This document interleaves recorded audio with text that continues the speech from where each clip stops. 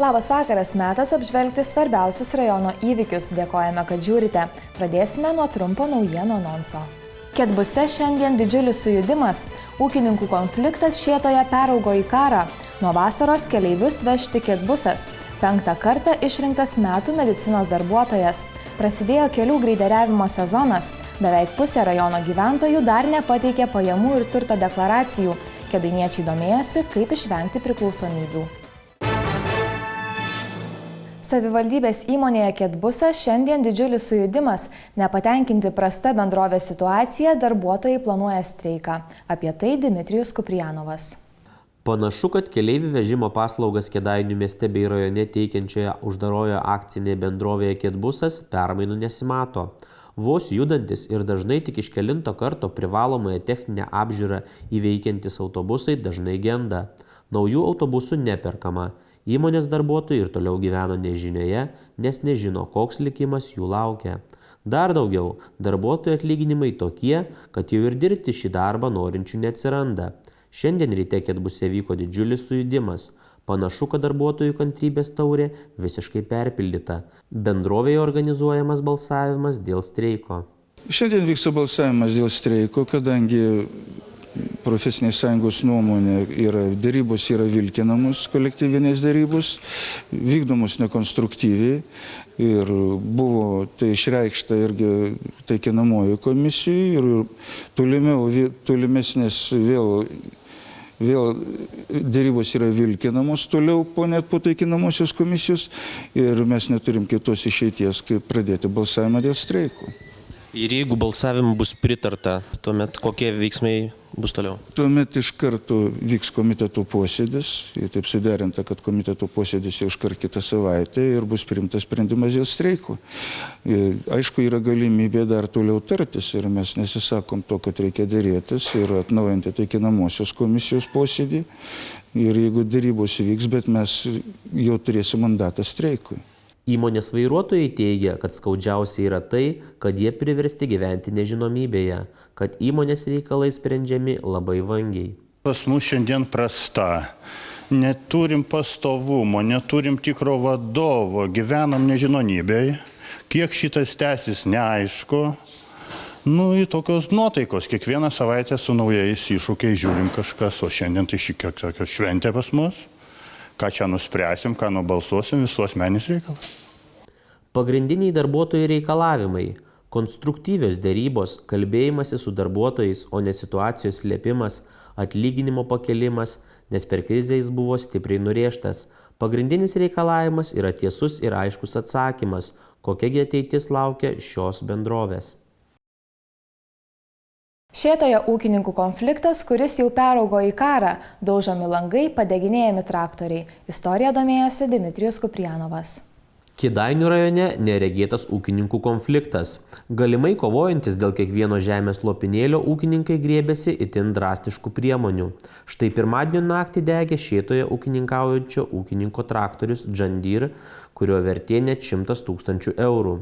Tiek pats ūkininkas, tiek Šėtos miestelio gyventojai mano, kad tai bandoma susidoroti su jaunuoju ūkininku, jį įbauginti, jam pakenkti. Jau dabar aišku, kad traktorius John Deere buvo padegtas. Spėjama, kad tai gali būti dviejų ūkininkų konfliktas. Kėdainių krašto televizijai pakalbinus jaunąjį ūkininką, vyras net neabejojo, kad traktorius padegtas tyčia. Ūkininkas pasikvietęs mus į namus papasakojo apie pragarišką naktį. Aš jau miegojau, tada pradėjo loti prie ūkinio pastato pririštas šuo. Nuėjau apsižvalgiau, tačiau nieko nebuvo. Grįžau namo ir nuėjau miegoti. Tuomet net tiksliai nežinau, už kiek laiko pas mane atlėkė kaimynas ir pranešė apie gaisrą. Išbėgau, o traktorius jau degė. Prisiminimais dalijosi ūkininkas. Tyrimą dėl įvykio pradėjo ir ugniagesiai gelbėtojai ir policija. Ugniagesių gelbėtojų ekspertai nustatė, kad traktorius buvo padegtas tyčia. Brangi technika buvo pirkta išperkamosios nuomos būdu, drausta. Pasirodo, toks ūkininkų karas prasidėjo diena prieš tai.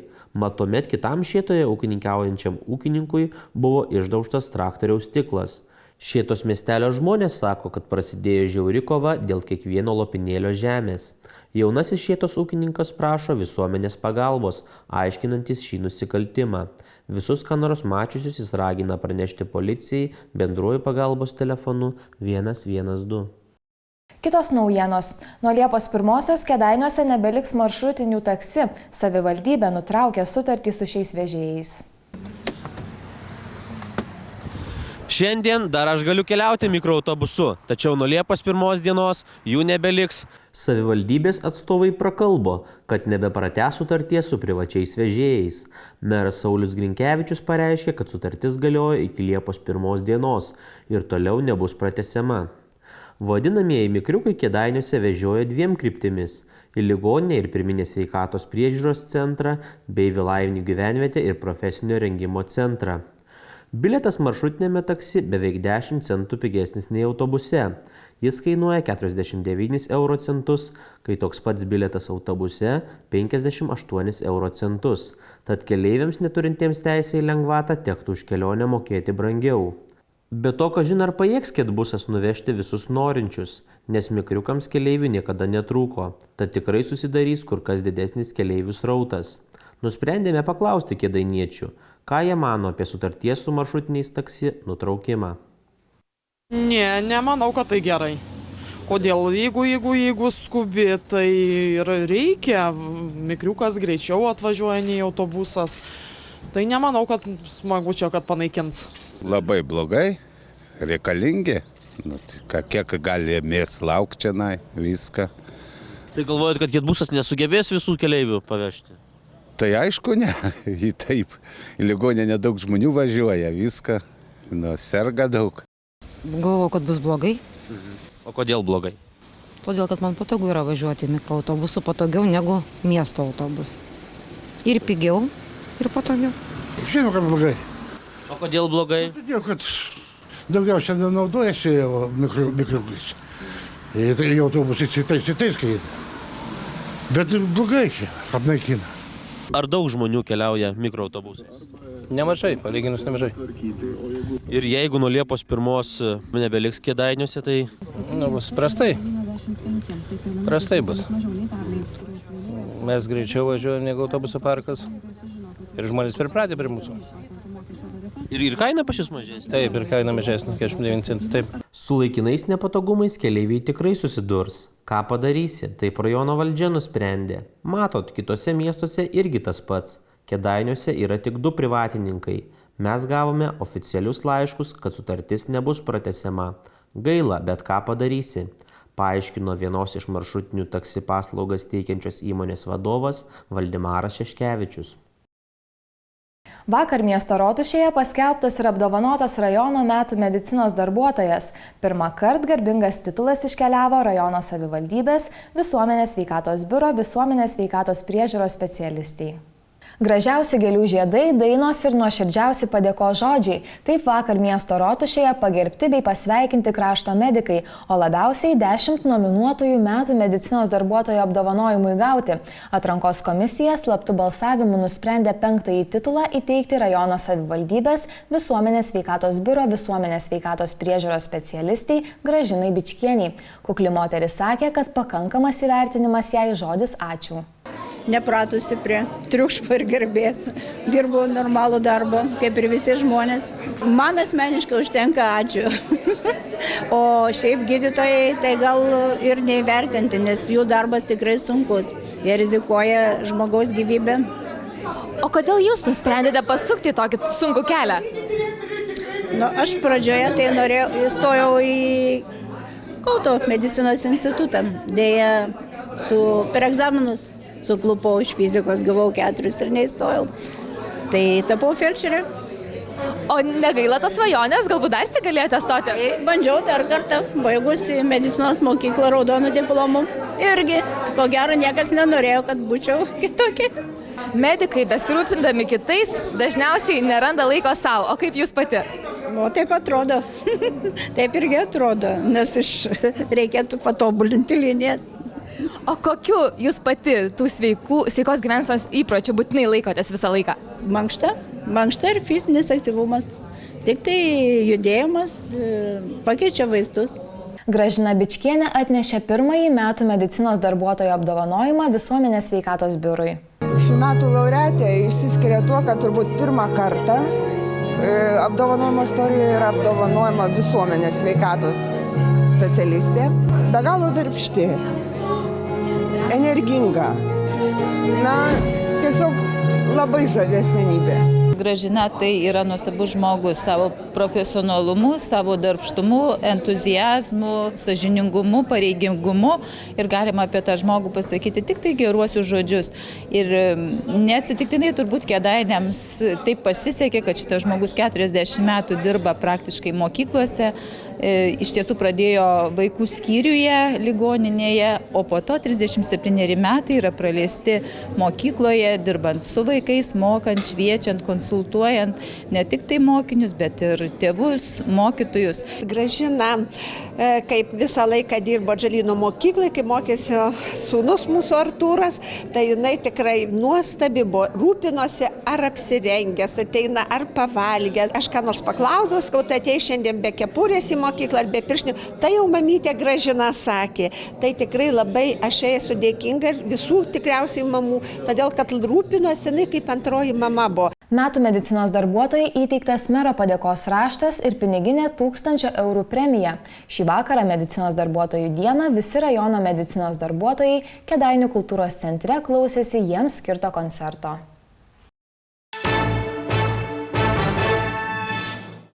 Verslo pulso rubrikoje bendrovė Helanas. Per žiemą subjurę ir duobėmis pasidengę rajono keliai pagaliau sulaukė dėmesio. Prasidėjo kelių greideriavimo sezonas. Plačiau apie tai Kristina Mirvienė. Šiemet pasikeitus kelių priežiūros ir plėtros programos lėšų skirstymo tvarkai, rajono seniūnijų kelius prižiūrės skirtingos įmonės. Iš 10 rajonų seniūnijų pusėje kelius šiemet greideriuos bendrovė Helanas. Šiemet, kadangi konkursus organizavo ne Kėdainių rajono savivaldybė, tačiau buvo išskirstyta atskirai kiekvienai seniūnijai, tai dalyvavome praktiškai visų seniūnijų greideriavimo konkursuose. Laimėjom konkursus 5 seniūnijose, tai Dotnuvos seniūnijoje, jau tarp kitko ten greideriavimo darbus atlikome. Toliau Kėdainių seniūnijoje, Surviliškio seniūnijoje, Pernaravos seniūnijoje ir Truskavoje. Bendrovė Helanas jau pradėjo greideriavimo darbus ir jei oro sąlygos leis, planuoja greitų metų pravažiuoti visus numatytus kelius. Dabar stengiamės jau kaip įmanoma greičiau, kad nepiktinti žmonių, kad nepiktinti visų gyventojų, kaip įmanoma greičiau, kaip leidžia oro sąlygos, atlikti greideriavimo darbus. Aišku, šiemet labai nekokios yra oro sąlygos, todėl į savaitę greideriai išvažiuoja tik tais 2-3 dienas geriausiu atveju, nes lyjant lietui taip pat nėra gera kokybė greideriavimo. Už tai laukiam visą laiką gerų orų. Tuo pačiu, sakykim, belaukiant, kaip tik mechanizatorius pasikeičia naujus peilius, iš karto pasiruošiam, tik tai leidžia orai, iš karto galėsim važiuoti toliau greideriuoti. Aišku, dalis žvyrkelių priklauso regioniniams keliams, tai ten mes negreideriuojame. Mes greideriuojame tuos kelius, kurie priklauso vietinės reikšmės keliukai, kur yra seniūnijų dispozicijoje. Šitos kelius tada mes kaip tik ir stengiamės, kaip manoma, greičiau sutvarkyti, kad būtų žmonėms geriau. Bendrovė pagal numatytą tvarką planuoja kelius greideriuoti 2 kartus per metus. Mes greideriuojame 2 kartus į sezoną. Yra skirtos lėšos seniūnijose. Mums, sakykime, kaip pelno siekiančiai organizacijai gali pasiūlyti greideriuoti ir 5 kartus per sezoną. Mes mielai sutiktume, jeigu tam būtų skirtos lėšos. Kiekvieno rajono biudžetai turbūt yra savotiškai riboti ir visi skaičiuoja pinigėlius. Tai stengiamės važiuodami tos 2 kartus, neskubėdami iš lėto, kad geriau nusigreideriuotų kelias ir ilgiau laikytų praktiškai. Tęsėme laidą. Pajamų ir turto deklaravimo terminas baigsis po kelių dienų, o deklaracijų dar nepateikė beveik pusė tokią prievolę turinčių rajono gyventojų. Mokesčių inspekcija ragina tuo pasirūpinti iki gegužės 2 dienos. Kėdainių rajone prievolę deklaruoti pajamas turi beveik 8000 gyventojų. Iš jų daugiau nei 500 privalo pateikti ir turto deklaracijas. Iki deklaravimo termino pabaigos beliko vos kelios dienos, Tačiau deklaracijų dar nepateikė net 45 procentai rajono gyventojų, turinčių prievolę deklaruoti savo pajamas ir turtą. Kauno apskrities valstybinės mokesčių inspekcijos duomenimis iki šios dienos pajamas deklaravo beveik 4,5 tūkstančio asmenų, o turto deklaracijas pateikė 200 šią prievolę turinčių Kėdainių rajono gyventojų. Privalantiems deklaruoti pajamas arba norintiems dalį sumokėtų mokesčių skirti paramai organizacijoms ar partijoms, deklaracijas reikia pateikti iki gegužės 2, o tiems, kurie tik nori susigrąžinti dalį sumokėtų gyventojų pajamų mokesčio, jas bus galima teikti ir vėliau. Mokesčių inspekcija primena, kad savo pajamas privalo deklaruoti ir 2015 metais individualią veiklą pagal pažymą ar su verslo liudijimu vykdę gyventojai. Prievolė deklaruoti nesusijusi su veiklos trukme ar uždirbtomis pajamomis. Visi gyventojai praėjusiais metais, nors ir vieną dieną vykdę veiklą ar netgi visai negavę pajamų, privalo pateikti savo pajamų deklaracijas iki gegužės 2. Kol kas šią prievolę įvykdė apie 60 procentų gyventojų besiverčiančių individualią veiklą. Nespėjusiems atlikti deklaravimo prievolės, valstybinė mokesčių inspekcija primena, kad tai greičiausiai galima padaryti internetu per elektroninio deklaravimo sistemą. Visą informaciją mokesčių klausimais teikia Mokesčių informacijos centro specialistai telefonu 1882. Taip pat informaciją galima rasti apsilankius valstybinės mokesčių inspekcijos svetainėje. Kėdainiečiai klausėsi paskaitų apie priklausomybės ir jų prevenciją. Lektorius prabilo ir apie naują priklausomybių rūšį – kibernetinės priklausomybės, pasakoja Danguolė Barauskienė. 2 dienas Kėdainių kultūros centre vyko konferencija tema Būk laisvas – priklausomybės ir jų prevencija. Paskaitas skaitė Lietuvos blaivybės draugijos Baltų ainiai, Klaipėdos padalinio pirmininkas, Lietuvos tabako ir alkoholio kontrolės koalicijos narys Artūras Šiukšta. Aš manau, kad kiekvienas iš mūsų žiūrime laidas, žiūrime įvairias kitas televizinės laidas, kur kalba apie tas pasiekmes, avarijos, žmogžudystės, savižudybės, išsigimimai, nusikaltimai, taip toliau ir taip toliau. Ir didžiulė problema, kad daugelis tėvų galvoja, kad su mano vaiku tai nieko nebus. Va matot, aš išgirinėju į man nieko. Ir daugelis tą stereotipinį mąstymą pritaiko savo vaikams, galvodami, jeigu jie išgirinės, irgi jiem nieko nesitiks. Bet aš noriu jūs įspėti, myli tėveliai, jūsų vaikai gyvena visai kitame pasaulyje, negu jūs užaugote. Jūs prisiminkit savo paauglystę, Gorbačiovo metai, perestroikos metai, jokių miksų, jokių sidrų, jokių reklamų, nieko nebuvo. Ir jūs užaugot visai kituose laikuose, jūsų vaikai dabar auga visai kitame pasaulyje. Narkotikai – didžiulė šių dienų problema. Dabar, kai buvo daromi tyrimai Lietuvos mokyklose, tai nebuvo rasta netgi tokios mokyklos. Buvo kelios rastos, kur nebūtų rasta narkotikų. Įsivaizduokit, beveik visose mokyklose ir rajono mokyklose jau yra randamos narkotinės medžiagos. Ir nepaprasta tai žolytė, įvairiausios cheminės medžiagos ir taip toliau. Kibernetinės priklausomybės socialinė bomba. Aš tiesiog noriu atkreipti visuomenės dėmesį, ypatingai tėvelių dėmesį, kurie auginate savo vaikus. Jūsų vaikai dabar veikiami įvairiausių informacinių technologijų, kur daugelis tų korporacijų, industrijų tiesiog naudoja tas technologijas tam, kad pavergti jūsų vaikus, pasidaryti savo vergais. Ir aš jūs noriu tiesiog įspėti, kad saugotumėt savo vaikus nuo informacinių tų vadinamų technologijų ir apribotumėt nuo įvairiausių filmų, nuo įvairiausių reklamų, nuo televizinių kanalų. Pavyzdžiui, vienas MTV direktorius yra pasakęs savo laiku: tėveliai, jūsų vaikų čia yra mano kišenėje, į nieko jūs nepadarysit. Jūs tėveliai, jeigu tie tėveliai nieko nepadarys, jūs kaip jaunieji tėveliai, jūs dar galite padaryti. Apriboti savo vaikus nuo šitų televizinių kanalų, kur demonstruoja atvirai rūkymą, alkoholio vartojimą, narkotikų, lytinį iškrypimą, ir visą tai kerta būtent į jūsų vaikų gyvenimus. Ir aš kaip sakau, daugelis tėvelių net nesuvokia, kad egzistuoja korporacijos, industrijos, kurios suinteresuotos pasiversti tuos jūsų vaikus gyvuliais, kad tie, kurie perka, vartoja ir nieko negalvoja. Ir jūsų teisė tėveliai rinktis, atiduoti šitą industrijai savo vaikus ar netiduoti.